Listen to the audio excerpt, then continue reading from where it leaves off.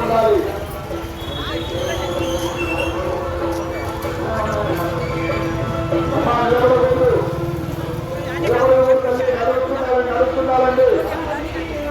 అందరికీ కూడా అక్కడ తీర్థము ప్రసాదము అందిస్తారు. వరుస క్రమంలో ముందరికి నడవవలసిందిగా కోరుతున్నాం.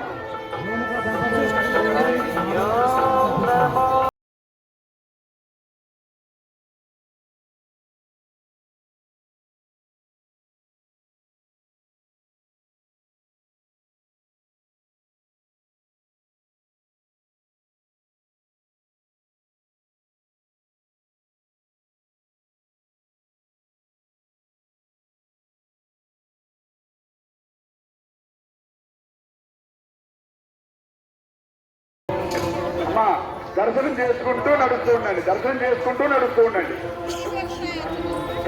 మీకు అందరికీ ఎంత కోరిక ఉండదో స్వామి దగ్గర ఎంతసేపు ఉండాలన్నా ఉండాలనిపిస్తూనే ఉంటుంది. తనివి తీరా ఇంతసేపు చూడాలనిపిస్తూనే ఉంటుంది. కానీ మరి వెనకాల చాలా మంది భక్తులు ఉన్నారు కదా, మరి వాళ్ళకు కూడా మన మనకందరికీ భక్తులందరికీ వాళ్ళ ఎన్నెన్నో సేవలు అందిస్తున్నారు. వాళ్ళంతా కూడా చక్కని సేవలు చేసుకుంటూ ఉన్నారు.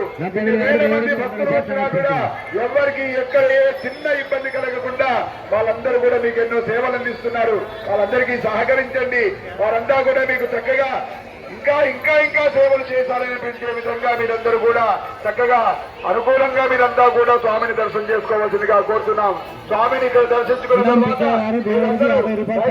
తర్వాత గోవింద నామస్మరణ లేఖనం చేసేటువంటి కవి ఆ స్వామి నామాన్ని రాయండి.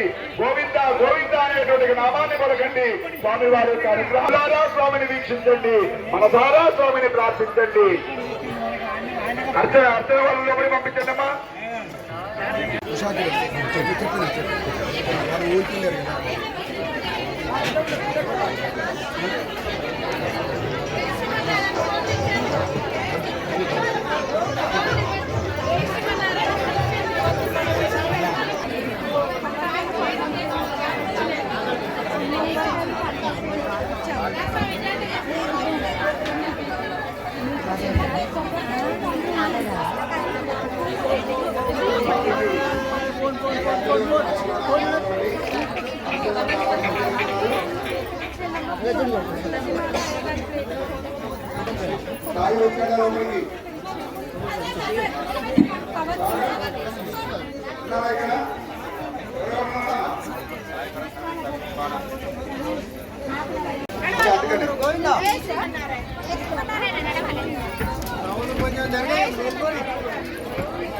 ఈనాడు చాలా 3 కోట్ల మంది దేవతలు ఆ శ్రీమన్నారాయణ యొక్క దివ్య అనుగ్రహం కోసం ఎదురు చూసేటువంటి ఒక రోజు ఈ రోజు ఎవరైతే శ్రీదేవి భూదేవి సమేతుడైనటువంటి యొక్క శ్రీమన్నారాయణ దర్శించుకుంటారో వారి సకల దోషాలన్నీ కూడా తొలగిపోయి వారికి మోక్ష ప్రాప్తి కలుగుతుంది అని చెప్పేసి మనకు శాస్త్రం చెప్తోంది.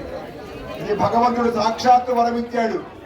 అయ్యా, ఈ లోకంలో నువ్వు సృష్టి చేసి నువ్వు ఈ పరిపాలన చేస్తూ ఉంటే నీ యొక్క దర్శనం మాకు ఎలా లభించాలి అని దేవతలందరూ కూడా ప్రార్థన చేస్తే నీ కోసమని నేను ఒక రోజు కేటాయిస్తాను అని చెప్పి స్వామి ఈ ముక్కోటి ఏకాదశి నాడు ఉత్తర ద్వారం నుండి నన్ను సేవించండి అని చెప్పి వారికి ప్రత్యేకమైనటువంటి దర్శనం ఇచ్చి ఉన్నాయి. మనకు 24 ఏకాదశులు ఉన్నాయి.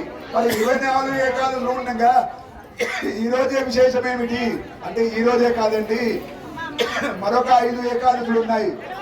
అవి కూడా విశేషములే. అన్ని విశేషమైన రోజులే. ఏమని మన ఇంట్లో మీరు రోజు కూడా భోజనం చేస్తారు కదా, రోజు భోజనం చేస్తాం కదా మనము. మరి పెళ్లి రోజు వచ్చినప్పుడు ఎందుకు స్పెషల్ గా భోజనం చేస్తారు?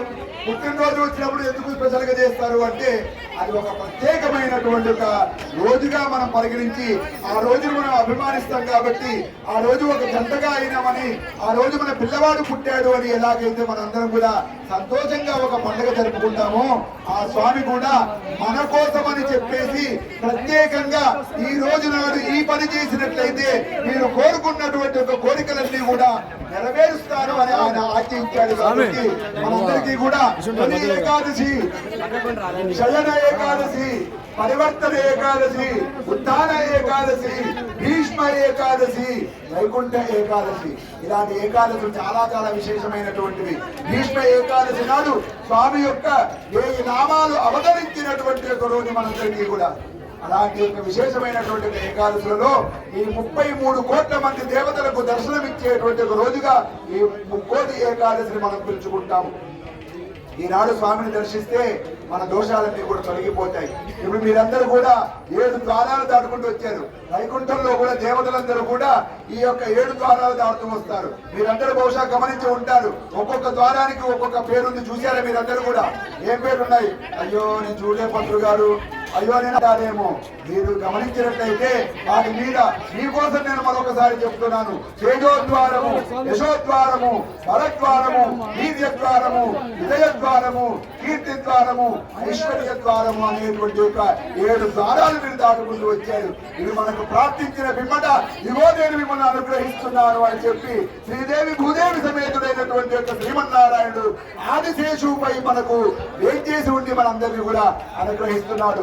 ఇప్పుడు మీ అందరి యొక్క గోత్రనామాలు చెప్పారు. ఇప్పుడు స్వామికి అర్చన ప్రారంభమవుతుంది. చక్కగా 2 చేతులు జోడించి స్వామిని దర్శించండి. ఎవరు కూడా దయచేసి కనులు మూయకండి. మనందరికీ కూడా ఒక అలవాటు ఏమిటి? దేవుని ముందు పోగానే దండం పెట్టి కళ్ళు మూస్తారు. అయ్యా మీరు గుడికి వచ్చింది కళ్ళు మూసుకోవడానికి కాదు, స్వామిని చూడడానికి వచ్చారు. దివ్య మంగళ స్వరూపమైనటువంటి యొక్క శ్రీమన్నారాయణుడు మనందరినీ అనుగ్రహించడం కోసం ఉన్నాడు. ఏడుకొండల వెంకటరమణ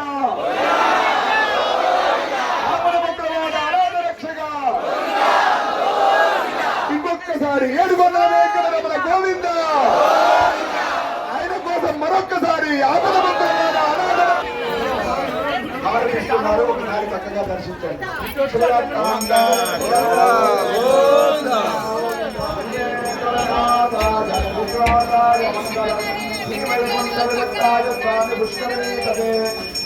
రమమారాయ వెంకటేశాయ మంగళం మంగళాదాసరే పదాకాయ పురోగమే సర్వైశ్వరూపైరాచార్యే సత్కృతాయాస్తు మంగళం.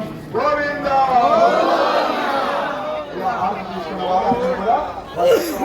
గోవింద గోవింద గోవింద. ఏర్పాటు చేసుకోగలిగాము. ఆ వైకుంఠాన్ని మనము భూమి నుండి దిగి వచ్చిన స్వామిగా మనం ఏర్పాటు చేసుకోగలిగాము.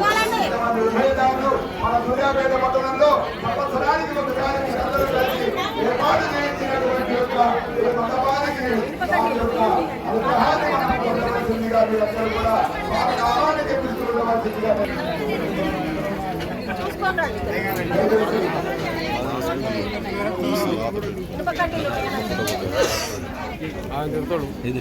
ఇప్పుడు ఎక్కడ పోతున్నాం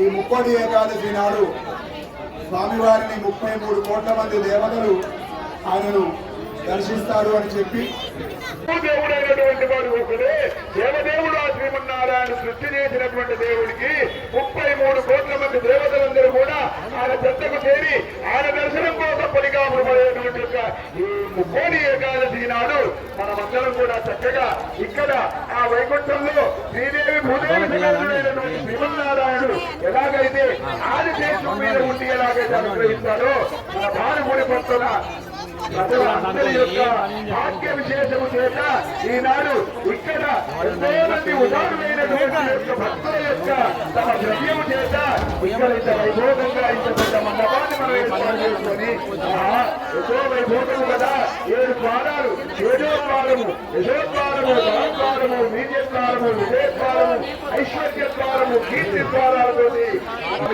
అర్చన జరుగుతుంది.